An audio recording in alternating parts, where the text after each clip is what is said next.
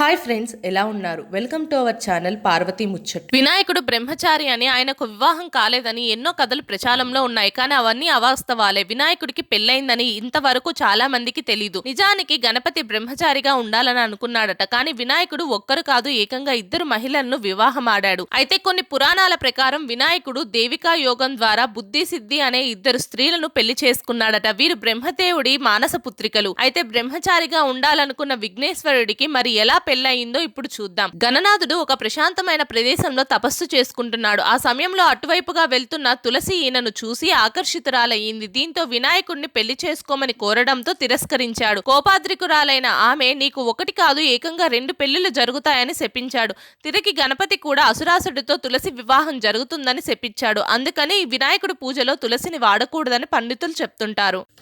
మా వీడియోస్ కనుక మీకు నచ్చినట్టయితే మా ఛానల్ని లైక్ చేయండి, షేర్ చేయండి, అలాగే సబ్స్క్రైబ్ చేసుకోవడం మాత్రం అస్సలు మర్చిపోకండి. మరిన్ని ఇలాంటి వీడియోస్ కోసం మా ఛానల్ని ఫాలో అవ్వండి.